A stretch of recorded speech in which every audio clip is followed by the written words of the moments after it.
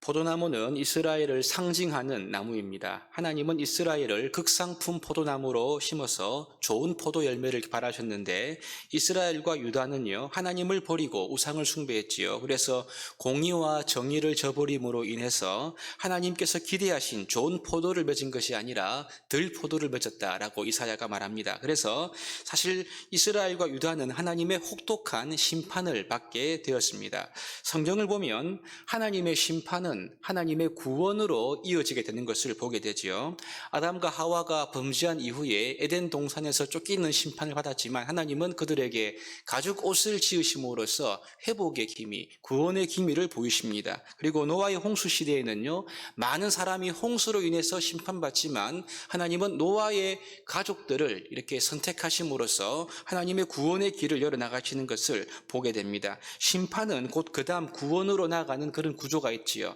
하나님께서 극상품 포도나무로 이스라엘을 심었지만 들포도를 맺은 이스라엘 백성들은 하나님의 심판을 받았습니다. 그런데 하나님은 이제 그의 아들 예수 그리스도를 참 포도나무로 보내셔서 완전한 구원, 완전한 길을 열고 있다는 것을 지금 사도 요한이 15장을 통해서 설명을 하고 있는 것입니다. 그래서 예수님이 참 포도나무시다라고 할 수가 있는 거죠. 이 말씀은 예수님이 참 이스라엘이시고 우리는 그의 가지로서 그의 이스라엘의 백성됨을 의미하는 그런 표현이지요.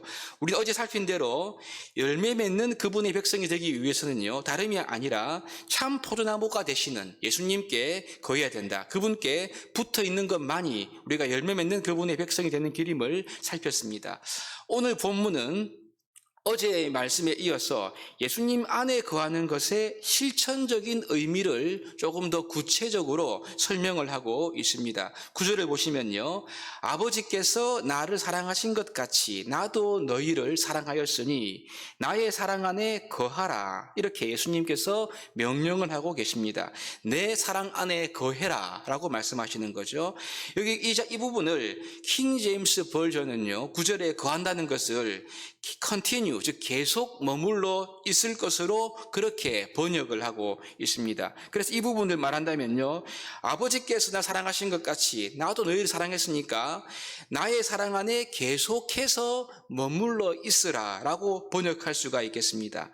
즉 계속해서 지속적으로 사랑 안에 거한다는 것은 우리의 삶의 실천적인 부분이라고 볼 수가 있는 거죠.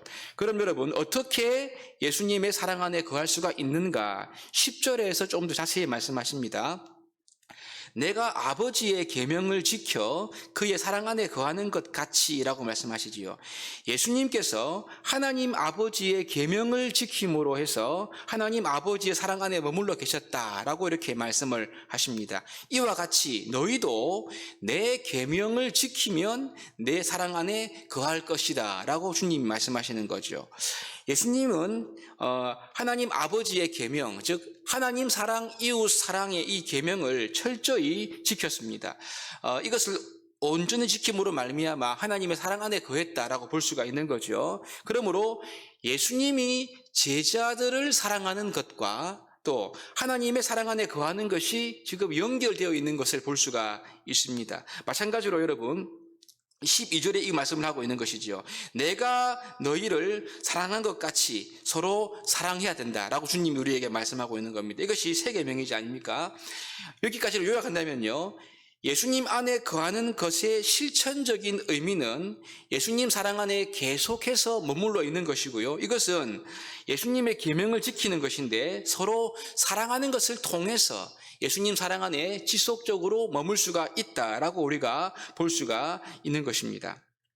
그럼 여러분, 사랑하지 않으면, 서로 사랑하지 않는다면 예수님 사랑 안에 지속적으로 계속적으로 머무를 수가 없고, 예수님 안에 머무를 수가 없다면 좋은 열매를 맺을 수가 없다라고 우리가 볼 수가 있겠지요. 지금 예수님은 이 포도나무 비유 후반부를 통해서 참 포도나무이신 예수님 안에 거하는 것은, 즉 천국 백성의 열매 맺는 삶의 중심에는 사랑이 있다는 것을 강조해서 우리에게 말씀을 하고 있는 것입니다. 아버지와 예수님의 관계, 그리고 예수님과 제자들과의 관계, 그리고 제자와 제자와의 관계, 이 모든 관계의 중심에는 사랑이 있고요. 이 사랑이라는 끈으로 이것이 묶여 있다는 것을 볼 수가 있죠. 그럼 여러분, 우리가 한번 질문해 보아야 합니다.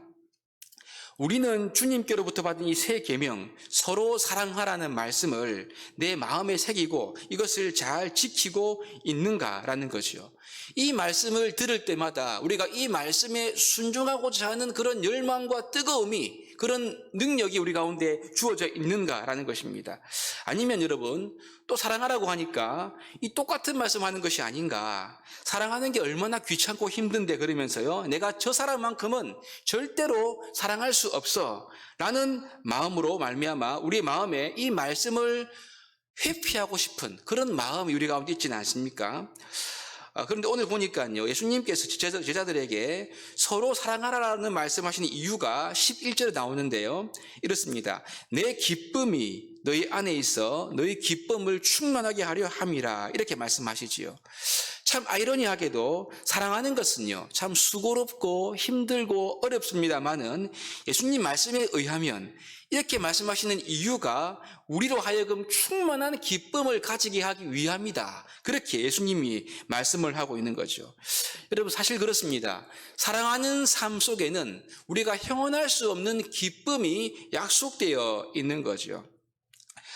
저는 개인적으로 이 말씀을 묵상하고 저에게 적용하면서 내 삶에 이 사랑으로 말미암는 기쁨이 얼마나 되는가 한번 질문해 보았습니다. 내 삶의 사랑으로 말미암는 기쁨이 얼마 되지 않는다고 한다면 내가 그만큼 사랑하지 못하는 삶을 살고 있는 것이 아닌가라는 거죠.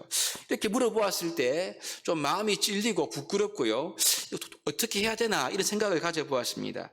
예수님께서 분명히 할 수 없는 말도 안 되는 말을 하지 않을 텐데 어떻게 해야 되나, 이렇게 말씀 보는 가운데 우리가 집중해야 될 하나의 포인트를 보게 되었습니다. 하나님과 관계에 있어 가지고 우리가 나의 정체성을 어디에 두고 있느냐는 거죠. 만일 우리가 서로 사랑하라는 이 주님 말씀을 마치 부담이나 짐으로 여긴다면요, 나는 하나님 앞에서 나 스스로를 아직까지 노예로, 종으로 여기고 있다는 것을 우리가 발견할 수가 있습니다. 15절에 보시면 내가 너희를 종이라 하지 아니하리니, 그렇게 말씀을 하고 있지요. 주님은 제자들을 종이라 부르지 않고 친구라고 말씀을 하고 계십니다. 그리고 13절의 말씀대로 친구를 위해서 목숨을 버리면 이보다 더 큰 사랑이 없는 걸로 주님 말씀하는 거죠. 이것은 십자가의 사랑을 떠올리는 것이 아닙니까? 주님은 제자들을, 아니 우리들을 친구로 여기십니다. 우리를 위해 자신의 목숨까지 내어주는 큰 사랑을 주시면서 우리의 신분을 더 이상 종이 아니라, 우리를 종으로 대우하는 것이 아니라 우리를 자신의 친구로 격상시켜 주셨다는 것이지요. 자신의 모든 비밀을 우리와 공유하는 친구로 세워주셨다는 겁니다. 여러분, 그런데 나는 아직까지, 우리는 스스로 나 스스로를 종처럼 여기고 하나님을 종처럼 섬기고 있지는 않습니까? 이 노예들은요, 종은요, 자발적으로 사랑함으로 절대로 일하지 않습니다. 그냥 일이니까 하고요, 시키니까 하는 것이지요. 이것이 종과 주인의 관계이죠. 그래서 여러분, 주인은 이 종에게는요, 자기의 모든 것을 공유하지 않습니다. 비밀도 나눌 수가 없습니다. 하지만 여러분, 친구는 다르지요. 이 친구 관계는 사랑과 신뢰의 관계입니다. 오늘 여러분, 우리가 열매 맺는 하나님 나라의 백성이 되기 위해서 나의 사랑 안에 거하라, 이를 위해 서로 사랑하라, 주님 명령은요, 하나님께서 예수님 나를 친구로 여기시는 이 은혜 위에 기반되어 있는 말씀이라는 거죠. 그러므로 우리에게 이 서로 사랑하라는 이 영광스러운 명령은요, 결코 종에게 시키는 명령이 아니라는 것입니다. 우리를 친구로 대하시는, 친구로 귀히 보시는 주님의 마음이 고스란히 녹아있는 존귀한 말씀이라는 거죠. 반대로 여러분, 우리가 하나님과 나와의 관계를 친구 관계로 우리가 확신하지 못하면 결코 지킬 수 없는 명령이 바로 서로 사랑하라는 말씀이 아니겠습니까? 우리가 열매 맺는 하나님 나라의 백성으로 삶을 살려면요, 오늘 예수님 사랑 안에 지속적으로 머무는 삶을 살아가야 합니다. 이를 위해 우리는 서로 사랑하는 이 명령을 지켜야 하는데요, 이 명령이 짐이 아닌 이유는 하나님과 우리와의 관계가 더 이상 종이 아니라 하나님이 우리를 친구로 대우하시는 이 놀라운 은혜 안에 있다는 것을 깨달아야 하는 것이죠. 이것을 우리가 마음속에 깊이 새겨야 합니다. 나는 종이 아니라 예수님의 친구로 부름받고 있는 것이지요. 이 영광스러운 우리 부름 앞에서 여러분, 우리가 종이 아니라 친구로서 하나님을 사랑하는 그 사랑을 서로 사랑하는 것을 통해서 하나님의 명령을 준행할 때 우리는 지속적으로 하나님의 사랑 안에 거할 것이고요, 그로 인해서 많은 열매를 맺어갈 수가 있을 것입니다. 우리를 오늘 종이 아닌 친구로 삼아주신 하나님의 구원의 은혜를 우리가 가슴 깊이 새기고 확신하고 이 은혜 안에 머무름으로 말미암아 서로 사랑하는 이 말씀 앞에 우리가 매일매일 이 말씀을 지킴으로 기쁨을 누리고, 그로 인하여서 신앙의 열매를 맺는 저와 여러분 될 수 있기를 주의 이름으로 축복합니다.